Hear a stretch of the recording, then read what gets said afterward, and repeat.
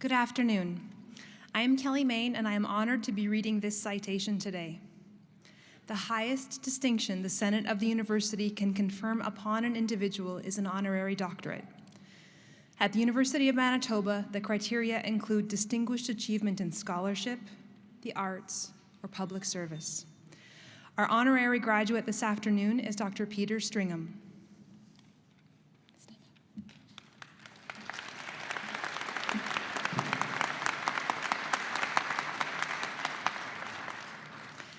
Renowned Canadian executive Peter Stringham transformed the advertising industry through a potent blend of visionary leadership, strategic thinking, and creative excellence. Stringham received a BA in political studies at the U of M before beginning his career as a junior copywriter, steadily rising through the ranks to become senior vice president of Gordon Hill Advertising and one of the most influential figures in the industry. Over his 45-year career, Stringham wielded tremendous influence by promoting the world's top brands. His ability to lead in both the creative and managerial sides of the industry catapulted him to the top echelons and won him several prestigious awards, including Marketing Magazine's Most Influential Person in Advertising and the Daily Telegraph's Marketing Director of the Year. In 2016, Stringham retired as chairman and CEO of New York-based Young & Rubicam Group of Companies, one of the world's largest ad agencies. He ran their North American operations, overseeing 27,000 employees and annual revenues in excess of $10 billion, while satisfying major clients such as AT&T and Ford Motor Company. With an enduring passion for his native Canada, he has contributed his leadership skills and creative vision to Canadian organizations, including the Winnipeg Folk Festival, where he served as founding president, Canopy Growth Corporation, where he was a former board member, and the American branch of War Child, a Canadian nonprofit organization that provides safety, education, and legal counsel to children in war-torn countries, where he served as founding chair. Madam Chancellor, it is an honor for me to ask, on behalf of the Senate of the University of Manitoba, that you confer upon Dr. Peter Stringham the degree of Doctor of Laws, honoris causa.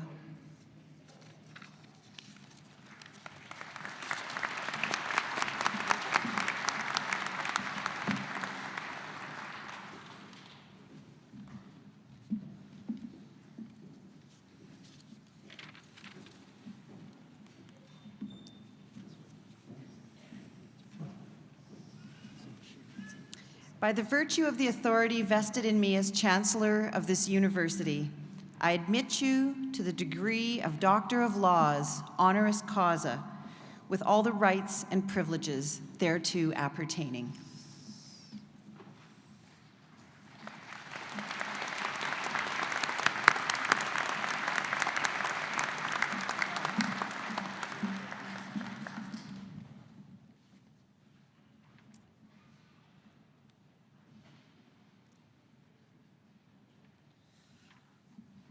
I'd now like to invite Dr. Peter Stringham to address Convocation.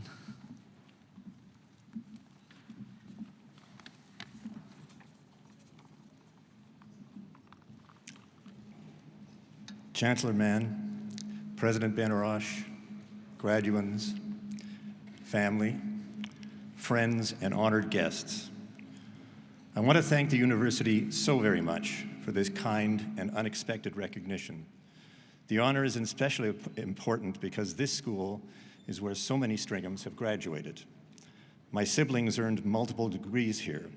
So did my wife, Alberta. Up until today, I was the laggard, having only a BA.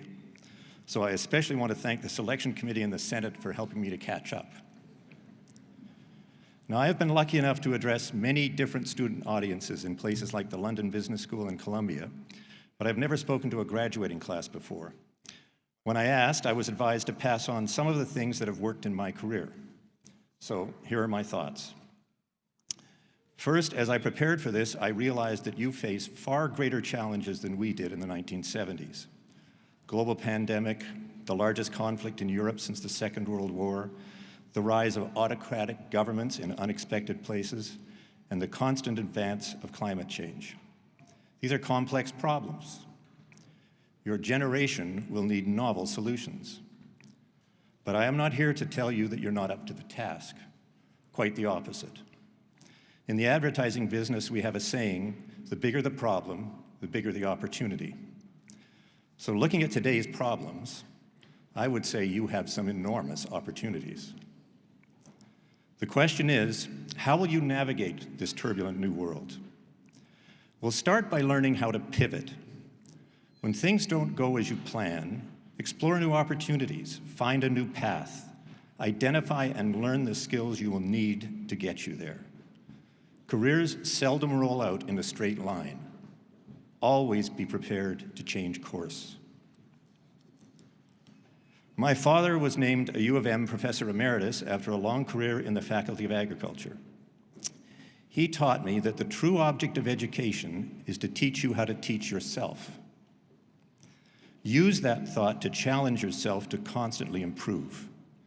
Put yourself in situations where you are well beyond your comfort zone, where you are forced to learn quickly just to survive.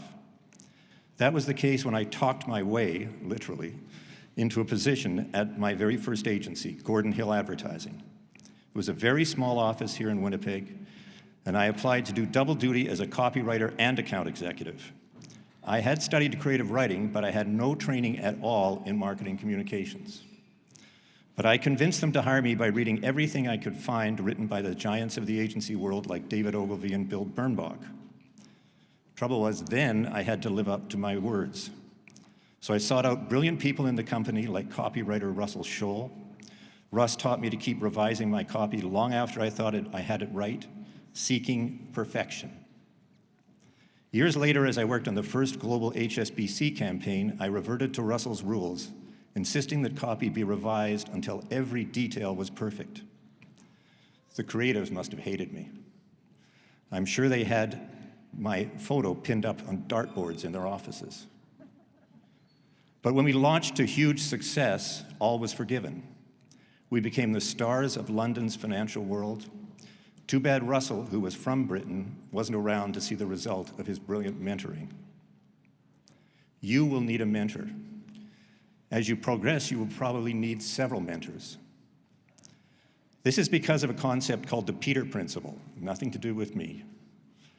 It was introduced by Lawrence Peter, and his proposition was that everyone keeps moving ahead based on their achievements until they reach what he called a level of respective incompetence.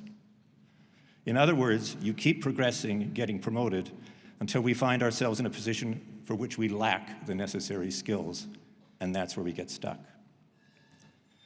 In the agency world, this happens because someone shoots up the creative ranks, then gets promoted to creative director and joins the management team, even though they have absolutely no management training. They lack people skills. In a business that is totally driven by the performance of the employees, that is deadly. In 1991, I was promoted to CEO of Baker Lovick nationally because of my success in Vancouver. In Toronto, I quickly discovered that running a single office is very different from managing thousands of people in 10 different offices. To complicate matters, we merged with McKim, Canada's oldest agency, and one that was equal to us in size. Suddenly, we had two entrenched cultures, an HR management nightmare. I needed help. I found it in Ann Bowden, who ran McKim's massive media buying operation. She had formidable analytic skills, but her real strength was people management. We instituted her systems across the country and went from strength to strength. In 2000, there was another major pivot in my life. I got a call from a recruiter about a job in London heading up marketing for HSBC globally. I had some doubts, but he convinced me to fly to London and meet with Sir John Bond, the chairman. Now, Bond had been looking for 2 years for someone to turn their regional Asian brand into a global powerhouse. I loved the idea. It was a challenge to do something that had never been done before. So I pivoted away from the agency world and headed to London. It turned out to be a brilliant career move. Sir John was a great mentor, and there was a whole new set of skills to learn. Because consumers think all banks are the same, few switch even when they're happy, unhappy, pardon me. This was an opportunity for our little-known brand because HSBC was different.